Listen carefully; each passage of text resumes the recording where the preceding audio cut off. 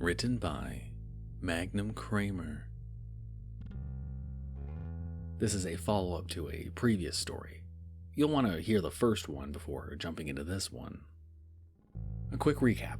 After my home inspector job disappeared due to the pandemic, I found a new career.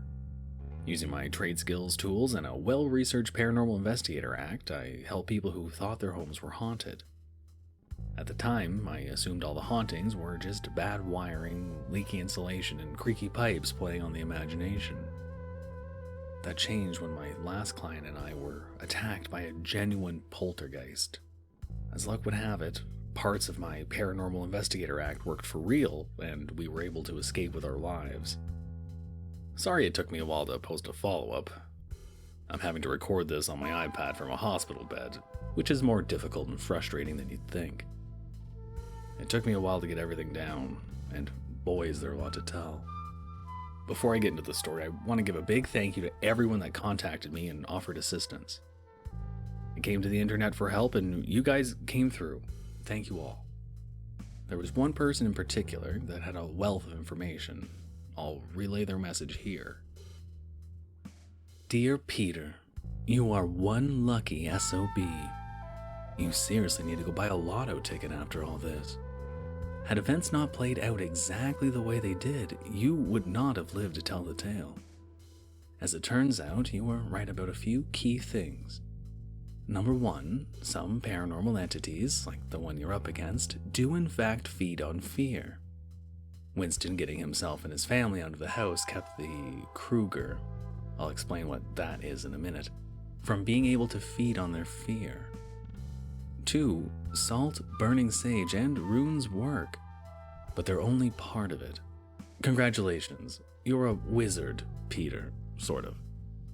They are a form of ritualistic magic, the sort of magic anyone can do, again, sort of. There are limits to what information I can give you without upsetting the people around me, but I can tell you the gist of it. Ritualistic magic works by intention and collective willpower. In essence, they work so long as people, yourself included, want them to, / believe they work. Note, add a bit of powdered silver to your salt. Now, I used the term Kruger before, and I'll try to explain it. Again, sorry, I can't tell you everything. The company I work for has some very strict rules. The name Kruger is a reference to Freddy Krueger from Nightmare on Elm Street. Although it's a bit of a misnomer, he was a dream demon, and that's very different from what you're up against, thankfully. A Kruger can be created when a murderer dies in a particularly violent manner, in or near the location of their murders. Like, say, being burned alive in the boiler room where his victims were kept. The hate and anger of the Kruger can persist and mix with the lingering fear and despair of their victims. This causes the spirit to become a type of poltergeist known as a Kruger. As a Kruger, they can now feed on fear and grow in power, project telekinetic force, like holding a door closed, create solidified shadow matter, the branches you mentioned, mimic voices and screams, project electromagnetic fields, which can disrupt electronics, control self-solidity, change how solid they are, and feed on thermal energy. Usually ambient heat, but sometimes body heat. Hopefully you got that toe checked out. Once we got away from the manor, I did have Nurse Winston look at it. When I got my boot off, we discovered the toe in question was shriveled, pale, and I couldn't move it. Some of the skin on the tip had turned necrotic and had to be removed. Winston was able to treat it, so don't worry, I'll be fine. However, he couldn't really explain what the injury was. The best he'd come up with was acute, sudden onset hypothermia. I shudder thinking about what might have happened if the poltergeist had managed to grab the rest of my foot. I probably never would have made it upstairs to escape with Winston. The note continued. On to the good stuff now, namely vulnerabilities. Banishing runes can hurt them, even destroy them if you can weaken them enough. Salt barriers can trap them or act as a shield. Burning sage can cleanse their presence. If you can remove every trace of them from a home, they'll be gone for good. And other ritual magic, like blessed water, can disperse the energies the same way the banishment runes do. Keep in mind, you can't just buy holy water off of eBay. You have to have someone that genuinely understands the threat you're up against. Bless the water, or find an already blessed object and submerge it. Silver objects work best. Once the water is blessed, it will remain so for a few hours and will retain the blessing regardless of form, as in liquid, frozen solid, or even water vapor. I hope this information can help you. Egon. Figures they'd pick that name. I suppose we did need to complete the pseudonym collection. I was able to confirm what Egon said with other paranormal researchers I contacted through Reddit.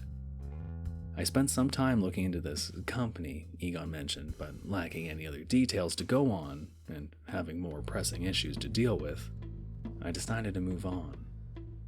One of the most common suggestions I received was to find a priest or exorcist. I had initially dismissed such a notion, as I'm an atheist and didn't believe in such things. Of course, then I remembered that I hadn't believed in ghosts either until just recently. So perhaps I needed to be a little more open-minded. I was able to track down a few exorcists, but due to COVID-related travel restrictions, none of them could get here to help anytime soon. I happened to mention the need for an exorcist or some type of blessed object to Winston, and it turned out he had one already. I examined the small silver Star of David pendant. It was a little token of Winston's faith he always wore. I don't know much about jewelry, but I sensed it was old. In fact, it had a sort of heaviness to it beyond that of its material substance, as if I could feel the weight of its history. Winston explained, "They used to belong to my great-great-grandfather. He was a rabbi. Do you think it'll work?" I shrugged to Winston. Well, in theory it should, but I don't have any objective way of measuring blessedness. He frowned for a moment, and then his eyes lit up excitedly. "Scan it with your energy detector gizmo." It took me a moment to figure out what he meant. "Oh, my electromagnetic field detector, you mean?" He nodded. Keep in mind, while Winston was a top-rate medical professional, he lacked a solid understanding of electronics. He could use a computer just fine, but anytime he had a problem with one, he'd have to go to his wife Dana to fix it. I let out a little chuckle as I fetched my EM detector. "I don't think this gizmo does what you think it does, bud. You're assuming it's a PKE meter like in Ghostbusters, but this just detects EM fields." I switched it on and waved it over the pendant to show him, and was quite surprised when the device lit up like the Las Vegas Strip and chirped wildly like a nest of hungry hatchlings. I stood there stunned for a moment. It didn't make sense. There had to be some sort of electron flow or magnetism to create an EM field.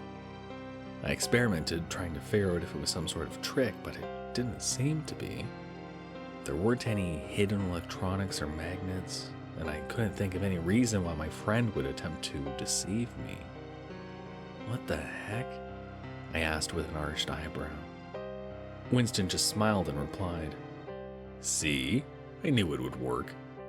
Have faith in his power, like my dad always said."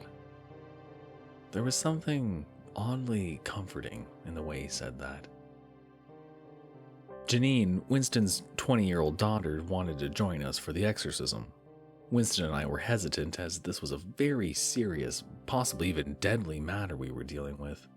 We didn't want her getting hurt or worse.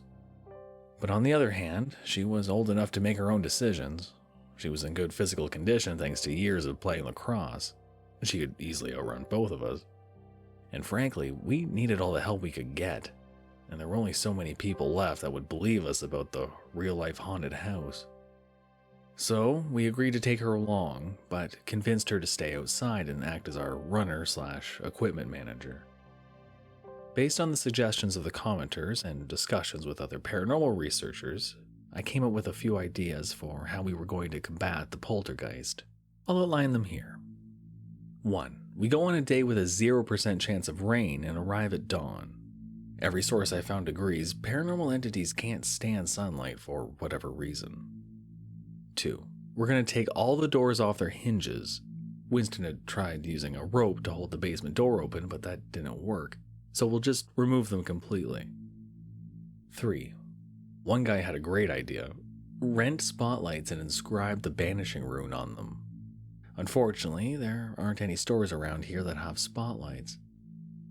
Someone else suggested workman's light, and that reminded me I already had 3 heavy-duty, freestanding workman's lights in my basement. The really big ones that are powered by car batteries. The owner of the company I have worked for pre-pandemic let me have them after the business went under. They were a little old and needed some fixing up, but with Dana's help, turns out she's her school's shop teacher, we got them working almost like new. 4. We'll position 2 mega photon busters, or MPBs, at the front and back doors. This is in case we need to make a quick exit. We know the poltergeist likes to put up those shadow matter barriers. Hopefully the MPBs will be able to prevent that. I'll also make sure to protect them with salt circles just in case. Winston will carry the 3rd MPB in with us. 5. Dana was able to get us some headset radios, so we'll be able to use those to coordinate with each other. 6. A few people recommended holy water-filled squirt guns. That was a good idea, but I came up with an even better one. 7. More props. I made extra photon busters and bottles of magic-infused salts. I even managed to get some powdered silver dirt cheap to mix in with the salt. I made sure to make a big show of it so the others would believe they would work as Egon suggested. The battle plan was simple and straightforward. We get in and burn sage in every room, including the hidden one. According to Egon, if we could remove every trace of... I suppose he needs a name. Let's stick with the current naming convention and call him Vigo. If we could cleanse every trace of Vigo, he'd be gone for good. Of course, doing the big cleansing ritual with the superpowered poltergeist of a serial killer stalking us at every turn, it was likely easier said than done. But hey, at least we had salt and flashlights. That was something. We pulled into Winston's driveway the day of, just as the hazy orange and red of the dawn began to give way to a clear blue sky. I parked my truck and shut off the engine, but I didn't get out right away. I didn't see anyone coming out of Winston's van either. I know why we hesitated. Even outside the house and the relative safety of our vehicles, we could feel it. The dark aura of its presence within the home. It's hard to describe. It was like a stain on my emotions. Just being within the proximity of the manor, I felt a continuous surging shudder of fear. It was the fear of that exact moment when you're first startled, and before you've had a chance to really see whatever it was that spooked you. Think of it as that one instant, just as the jump scare in the creepy video game happens. Imagine if someone paused the video at that exact point and it paused your reaction as well, causing the feeling to linger and you couldn't get past it. You know, just past that instant is a relief, the moment where you laugh at yourself for falling for it, but we couldn't reach that point. The dark presence kept us locked in that instant of horror. I took a deep breath and remembered, fake it till you make it. I forced a smile and spoke into my radio headset. All right, stick to the plan, everyone. Burn the sage, keep your PBs handy, and draw a salt barrier if you think something is coming. Also, don't forget to turn on every faucet you find. This is just like moving house. It's a big scary job to start with, but once you get going, you realize it won't be so bad. Heck, we can even have beer and pizza after. Janine replied, Let's have Chinese instead. Dad always insists upon pineapple and anchovies. I heard a laugh and then Winston protesting. Hey, pineapple and anchovies on pizza are awesome. I could hear the smile on his voice. I chuckled a little and realized the oppressive aura didn't feel so bad now. I'm a bacon pepperoni man myself, but Chinese food will be fine. I took a deep breath and stepped out of my truck. Winston and Janine began unloading and setting up the equipment, and I walked around to the backyard. I looked down at the small silver Star of David pendant my friend had loaned me. It was hard to believe the tiny little thing could hold any real power, but it was worth trying. So at this point, you're probably wondering what my better idea for holy water was. I'll explain it. You see, most urban homes are on city water, but places like the manor tend to have wells and subterranean water reserves somewhere on the property. In this case, the well was in the backyard. I had found an access panel and pried it open, then carefully lowered the pendant down into the water via the ball of twine I had already attached to it. I managed to tie the other end securely so I'd be able to retrieve it later. If the process of submerging a blessed object into water worked the way Ego described, and at the time it was a giant freaking if, then this would cause every drop of water into the house to become blessed. As we set up the big lights and took the outer doors off their hinges, I felt something wet hit my cheek. If I hadn't have already been on edge, I might not have noticed. I looked up and saw gray clouds rolling in overhead at supernatural speed. I blinked in disbelief. This couldn't be happening.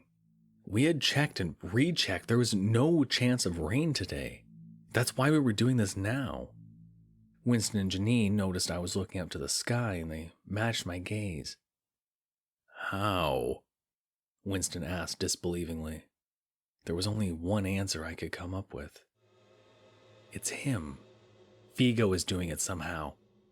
He knows the sunlight can help us, so he's blocking it out. Janine gave me a nervous look and asked, He can do that? I could tell both she and Winston were beginning to lose hope, so I put on my act. Yeah, he can. It's a mix of telekinesis and EM manipulation. I tried to sound confident, which was difficult because I was just guessing. But don't lose heart. This is a good sign. I tried to sound convincing. They both gave me a look of confusion and disbelief. I floundered a bit as I tried to come up with a reason for why it was a good sign. While Vigo has had decades to gather energy by creating fear, he can only create so much, meaning there is a limit. So, you gotta figure pulling a rainstorm out of nothing as to take up a lot of energy, right? That means he's losing up a lot of his juice just to block out one part of our overall plan. This, I pointed up to the now cloudy sky as the drops began falling en masse, is a desperation play. The more energy we can make him use up, the weaker he'll be. My half-cocked rationalizing ended up making sense based on what I knew. Janine and Winston looked convinced and seemed bolstered, which was good. I couldn't let them be scared, as that would just give Vigo more fuel. Of course, I couldn't let myself get scared either, and I didn't have the benefit of the expert offering reassurances. Winston and I proceeded carefully through the front door. We began burning sage, and with every room cleansed, the oppressiveness of the dark aura lessened. It was just when we got to the first bathroom we heard a familiar ear-splitting scream. It was loud enough Winston and I both winced in pain. I noticed I felt a sort of compulsion to stop what I was doing and go find the source. In fact, had we not expected Vigo to pull this exact trick, I might have. I understood why Winston had run into the basement the first time. We exchanged a knowing look, then went back to our tasks. Winston called his daughter over the radio. "We're okay in here, that was just the ghost." There were a few seconds of static, then we got a reply in Janine's voice. No, it was me! He's coming for me! Help! Winston's eyes widened in panic. He was about to start running when the call for help was answered by a different Janine's voice. That wasn't me. The ghost must be messing with us. Everything is pineapples out here, Dad. Winston looked slightly relieved as he took a few deep breaths to calm himself, then went and checked on her through the window just in case. "I see her standing next to the work light in a salt circle. She's fine." He sounded relieved. The fake voice of Janine began begging for help, but I interrupted it and tried to go for a sort of half-bluff. "Give it up, Vigo. We knew you'd try to mess with the radios, so we devised a code system beforehand. Right, anchovies?" Like I said, half-bluff. Janine had cleverly come up with one on the fly. The real Janine answered back, That's a 10-4. Bacon and pep. The radio fell to static again. There was a brief burst of louder static like the hiss of an angry animal, and then nothing. I looked back at my friend. Let's finish up the ground floor and then move to the basement. As we passed the thermostat in the main hallway, I turned it up an extra 20 degrees. This was for two reasons. First, it got really cold in here last time because of Vigo sucking up all the ambient heat. Second, it was to help spread water vapor around the house. This goes back to one of those bits of home inspector wisdom. Mold grows best in warm and wet environments. In particular, mold tends to take root during winters when heating systems blow around heated, moist winter air from the outside. I hope to mimic the effect with the hopefully blessed water flowing from every tap. It wasn't a proven idea, but the concept made sense. Well, as much sense as anything I was planning on doing today. The kitchen was still an absolute mess when we finally got there. It was worse now because the spilled contents of the upside fridge had been given time to rot. I wasn't wearing my mask this time, so I got a nose full of the awful smell. Frankly, I'd just as soon spare you the description, as I wish I could forget it. There was probably no saving the tile floor. It would have to be ripped out and replaced, or the smell would never leave. I looked up at the knives that were still stuck in the ceiling, and a realization hit me. I called out to Winston. Stay out of the kitchen, I'm going to try something. He poked his head in to give me a questioning look, then nodded. I drew a circle of salt and a set of protection runes, then stepped inside. I called out to the house in general. That was the spot, wasn't it? I gestured to the knives. That's where they strung you up and let you dangle till your feet stopped kicking, right? I felt a sort of hostile pressure against the back of my mind, and the shadows of the room deepened. Some of them pressed into my circle but were unable to penetrate. I looked out the window and saw the rain had eased up just a bit. I was inspired to try something. Maybe I could goad Vigo into using up more of his energy. Must have come as a real shock. Your brother the mayor managed to save your sorry butt every time except the last.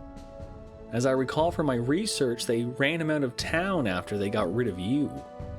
I felt that hostile pressure grow and more shadows pressed in against the salt circle. Over the radio, I hear Janine report. Hey, the rain is starting to lighten up. I guess whatever you're doing in there is working. I forced a cocky grin and stood up taller.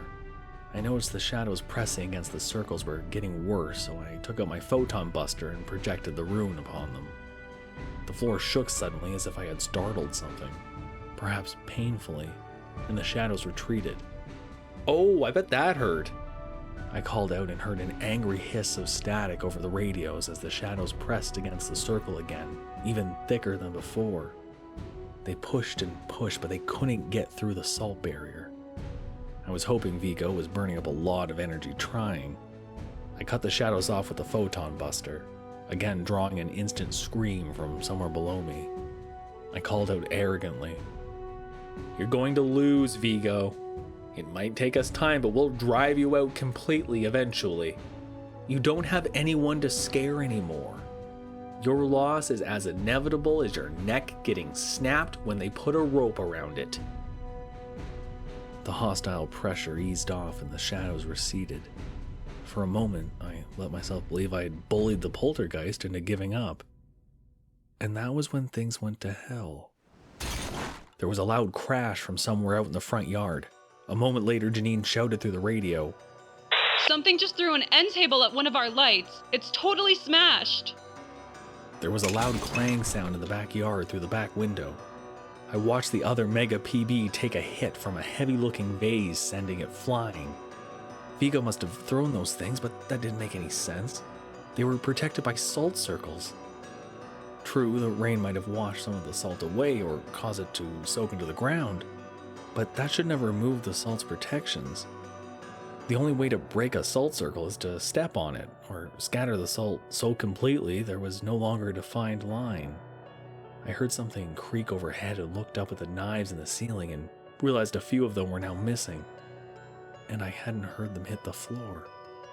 It occurred to me that perhaps salt barriers, while perfectly suited for keeping out spectral entities, might not necessarily stop mundane objects thrown by paranormal forces.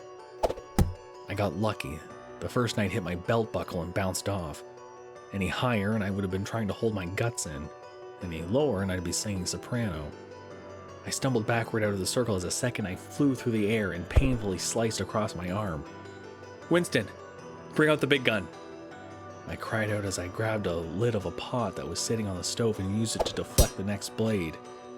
I heard scrambling sounds and heavy footsteps from out in the hallway. I felt a sudden pull on my improvised shield and it was torn from my hand, leaving me defenseless as two more knives hovered nearby, as if held by unseen hands. I was backed into the corner where there was nowhere to run. The knives drove in closer, moving as if an invisible figure was preparing to strike. I brought my arms up to shield myself as a last-ditch defense. The blades were just about to stab me when there was a sudden pained, inhuman scream. The weapons clattered to the floor. I felt the warmth of light and cautiously lowered my arms to look. I saw Winston holding our last Mega PB projecting the banishing rune at the spot where the invisible attacker had been. "Thanks, Winston," I called out as I tried to catch my breath. I had just a split second to compose myself before suddenly I felt the floor under my feet sink and then collapse. I fell screaming into the darkness of the basement below. I heard Winston call my name from somewhere above me. I think he looked down the hole I fell through to check on me and yelled, "Hold on, I'm coming for you." Then heard his pounding footsteps running for the basement door. The crash landing knocked the wind out of me and left me disoriented. I needed a moment to regain my senses. I looked up and saw the support beams of the floor above me were exposed and ripped to shreds. As I peered around the rest of the room, I noticed similar damage to the ceiling in every spot that would equate to the four corners of the kitchen. Pit traps, I thought. Vigo must have figured we'd come back for more, prepared for a fight, so he decided to prepare as well. I blinked as another thought hit me and I felt my stomach sink. I shouted as loud as I could, "Winston, don't go down the stairs, they're probably..." I was interrupted by the sound of wood creaking, collapsing, then Winston screaming. I'd been too slow on the uptake. I scrambled to my feet in a panic. I was fine, albeit a bit sore, but my friend might be hurt. He was in a different area of the basement, but close going by how loud the scream was. I spotted the door and ran toward it. I had just grasped the handle to turn it when the back of my neck was grabbed by an icy vice and lifted into the air. The touch was so cold it felt like it was burning, and the pain felt gut-wrenchingly familiar. I gagged and tried to break free of whatever had me. It laughed and tossed me like an empty soda can destined for the recycling bin. I had my second hard landing in less than a minute when I slammed into the wall and let out a painful groan as I felt something crack painfully in my shoulder. I leaned against the wall as I turned to look at what attacked me. It's difficult to describe Vigo in the, not flesh. He was a shadow standing in the middle of the room, like one of those movie helpers in the green suits that get chroma keyed out. I could see the outline of the unnaturally lanky and tall figure perfectly, save for a slight haze in my vision from the pain. He had to be at least 8 feet tall and very thin, and very elongated limbs that reminded me of a giant spider. I had lost my primary PB, so I pulled the spare from my belt and tried to shine it on Vigo. He moved out of the way. I say moved, but you're probably thinking of something a human would do, like a sidestep or jump out of the way. He moved like a liquid. His body melted into the floor just before my beam touched him, and then he emerged from the floor in front of me and violently swatted the flashlight from my hand, sending it clattering into the far corner of the room with a nerve-wracking crack as the beam faded. He grabbed me by the throat with inhuman, impossible strength and bent me backwards over some sort of metal surface. I remember as I struggled with him, I thought, Why isn't he just killing me? It was obvious he could simply crush my neck outright and end it, but he chose not to. As I felt the fear of my impending doom well up in my chest like a pot of boiling water threatening to blow the lid off, I figured it out. He was trying to scare me, to feed off me. I had arrogantly declared you don't have anyone you can scare anymore, and he was trying to prove me wrong. I clamped down on the fear swelling in my chest. He wouldn't kill me till after he got fear from me. I figured so long as I didn't give him fear, he couldn't kill me. So don't be afraid of the fact he's going to kill me, or he'll kill me.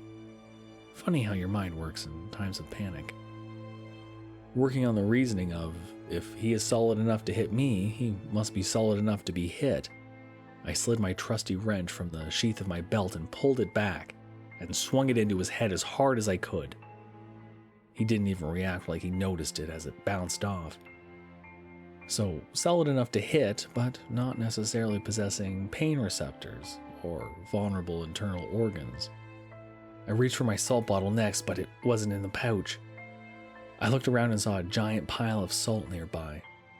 Evidently, it had broken my fall and exploded in the process. Lacking any other options, I decided to try hitting it with the wrench again, but this time as I pulled back, I heard it hit something metal next to me. I glanced over to see what it was and realized Vigo had pinned me to a sink. I was just able to turn the faucet on, causing the water flow. As luck would have it, there was a water pitcher nearby, but I couldn't reach far enough to get it under the tap. In another one of those moments of inspiration, I hooked the end of the wrench around the handle of the pitcher and used it to get it under the tap. I heard the change in sound of the falling water as it began to hit the vessel. I just needed a few seconds and for Vigo to not realize what I was doing. Unfortunately, Vigo had plans of his own. Not satisfied by my lack of fear, he changed his grip so he could pin me with one hand and pulled back the other to hit me. I shut my eyes tight and braced as I saw his fist surge forward. Now, people say the anticipation is worse than the pain. I'm certain anyone that makes such claims has never had their humerus broken by a poltergeist.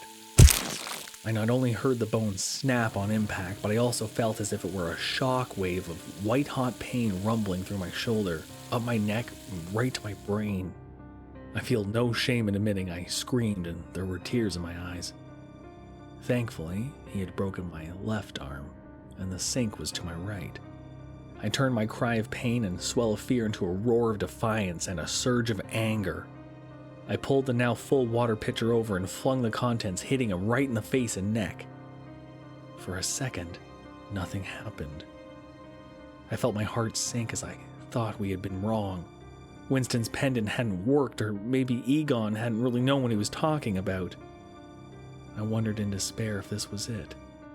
Was he going to kill me now? Had my last desperate trick simply not worked?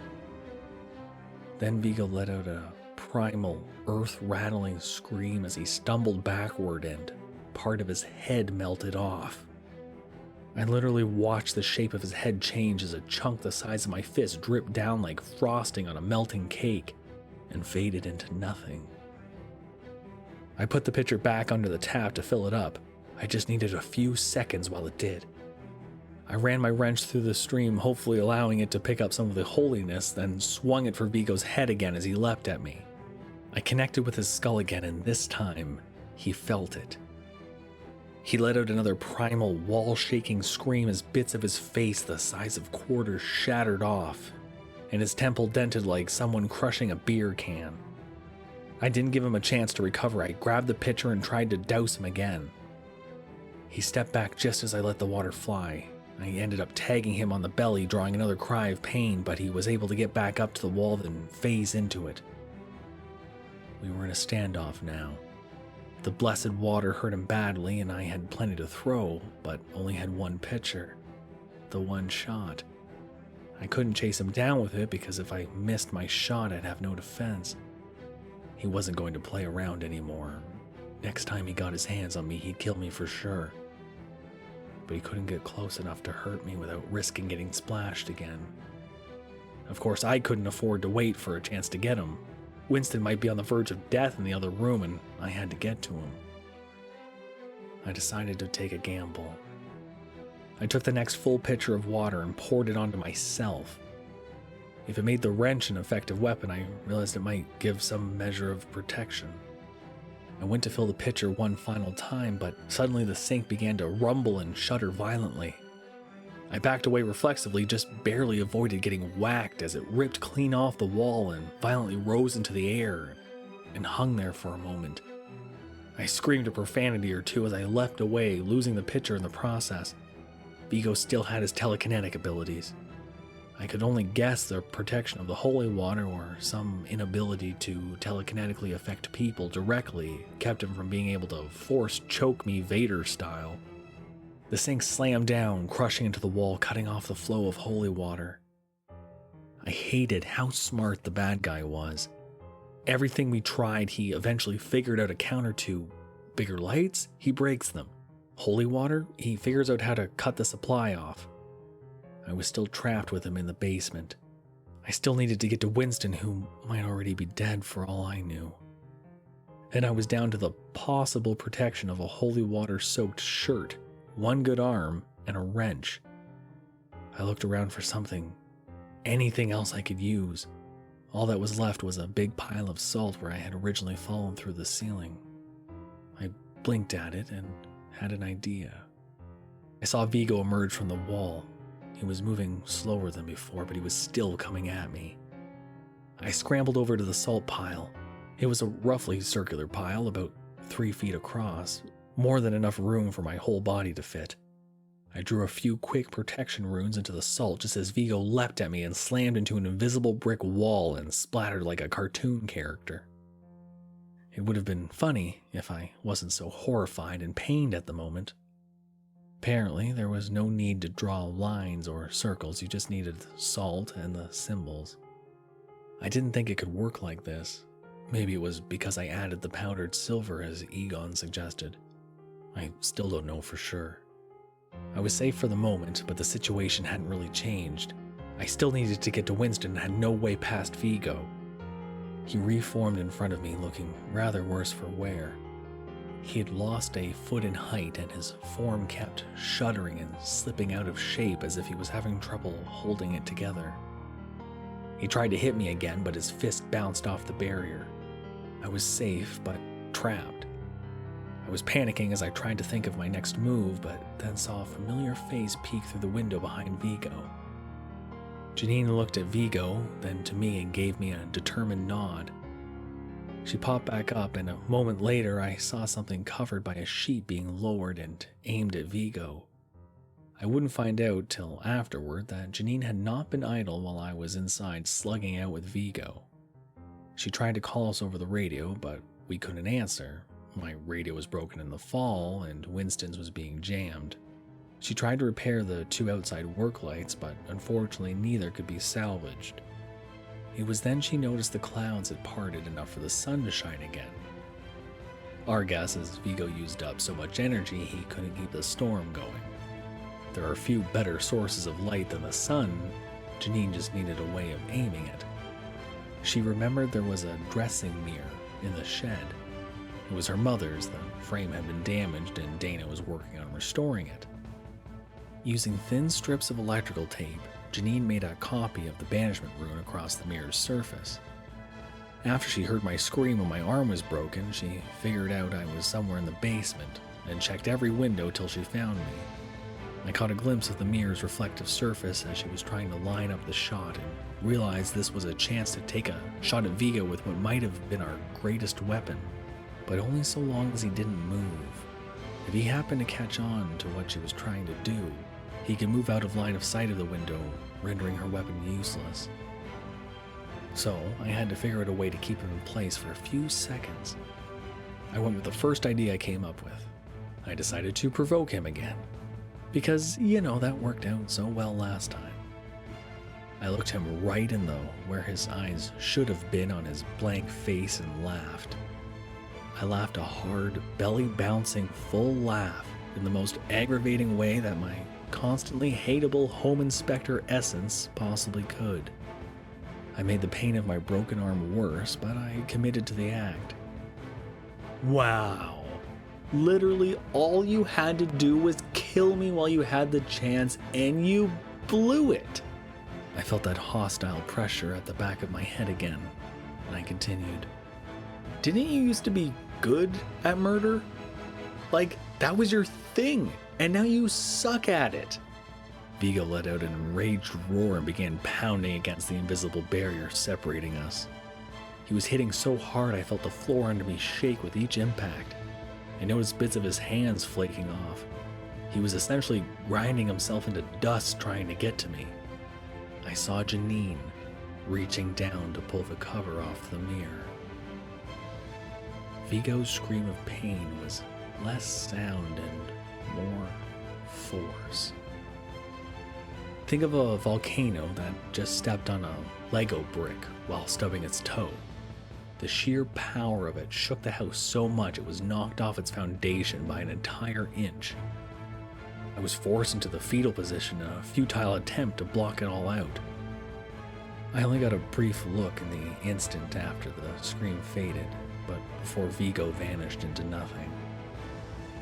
There were pieces of him missing. Every bit of him that was touched by the projected banishing room was simply erased. He looked like a stick figure someone took a whiteout brush to. I would have expected him to fall to pieces. I watched as what little of him left faded away like the mists of a cold night vanishing in the light of the rising sun. I felt his oppressive aura, the one that had been weighing us down before we even got out of our cars, fade into nothing.